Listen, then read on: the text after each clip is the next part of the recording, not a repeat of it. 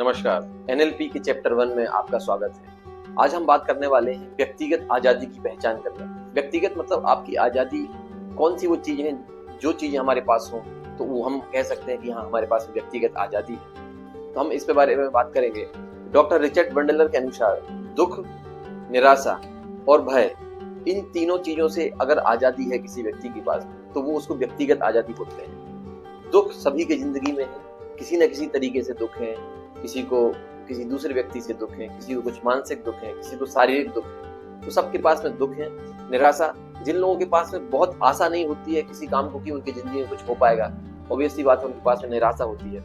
और डर, कुछ खो जाने का डर, कुछ हो जाने का डर, ये डर किसी न किसी की जिंदगी में, हम सभी लोगों की जिंदगी में बना रहता है। तो जब तक ये तीनों चीजों का कॉम्बिनेशन हमारे पास में ना हो, तीनों चीजों से हमें आजादी ना हो, तब तक हम कह सकते हैं कि हमारे पास में व्यक्तिगत आजादी नहीं है। तो ये कैसे मिलेगी, क्या होगा, ये हम और आगे के चैप्टर्स में भी बात करेंगे। तो आगे हम ये बात करेंगे कि जो दुख का कारण रहता है वो क्या होता है। जितने भी मनोवैज्ञानिक हैं उनका ये मानना है कि हमारा बचपन का जो पालन पोषण है, बचपन में हमने अपने परिवारों को कैसे देखा, माता पिता को कैसे देखा, अपने आसपास का रहन सहन कैसे देखा, उस चीज का सबसे ज्यादा जो इफेक्ट है वो हमारी जिंदगी पर पड़ता है। क्योंकि हम सबसे ज्यादा कैसे बनना चाहते हैं, जैसा हमने अपना परिवार में देखा है, अपने आसपास में देखा है। सबसे ज्यादा माता पिता का जो फर्क है, इम्पैक्ट है, वो बच्चों पर पड़ता है। इसीलिए कहते हैं कि माता है वो शिक्षित होनी चाहिए, अच्छा घर होना चाहिए।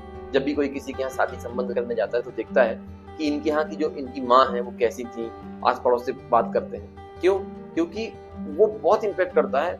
और आप भी उन्हीं तरीके अपने माता पिता जैसे बनने की कोशिश करते हो। आपने जो आस पड़ोस देखा है उन जैसे आप बनने की कोशिश करते हैं। तो आपके जीवन पे ये बहुत इम्पैक्ट आता है कि आपका पालन पोषण किस तरीके से हुआ है। दूसरा जो दुख का कारण है वो कारण है कि जो हमारा पास्ट था, उस पास्ट में हमारे जो एक्सपीरियंस थे, अच्छे एक्सपीरियंस नहीं थे, हम उन बुरे एक्सपीरियंस को अभी अपने प्रेजेंट में लेके आते हैं। मेजॉरिटी ऑफ जो लोग हैं उनके साथ में यही हो रहा है आज के टाइम पे।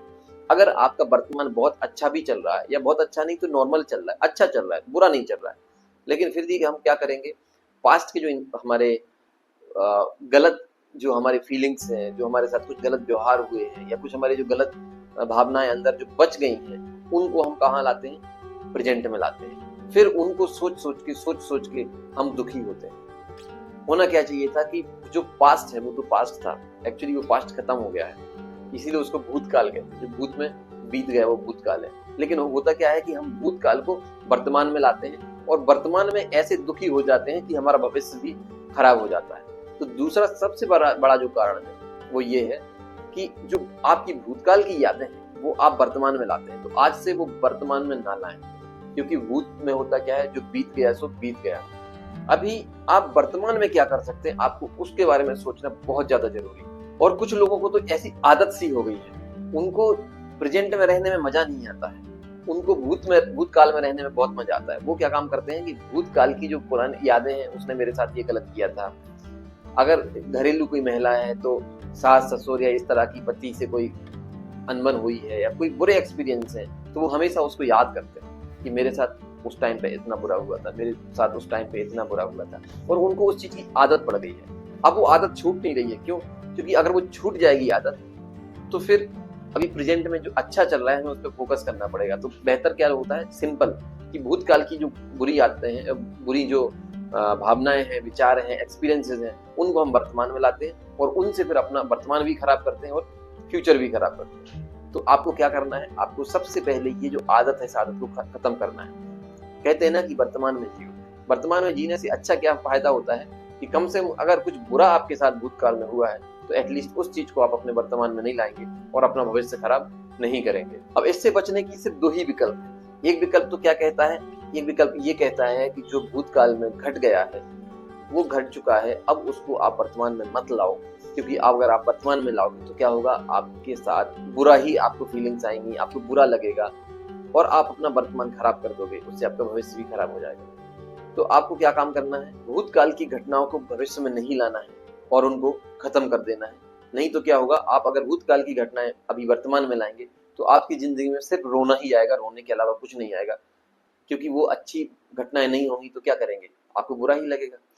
और दूसरा क्या कर सकते हैं हम, जो बहुत अच्छी चीज है, कि आप भूतकाल की घटनाओं से सीख सकते हैं और वर्तमान में उसको इम्प्लीमेंट कर सकते हैं। जब आप भूतकाल की घटनाओं से सीखेंगे, वर्तमान में इम्प्लीमेंट करेंगे, तो बहुत सारी चीजें ऐसी होंगी जिसकी वजह से आपको कोई परेशानी थी, समस्याएं थी, वो समस्याएं नहीं होंगी और आपका जो वर्तमान अच्छा होगा तो आपका भविष्य भी अच्छा होगा।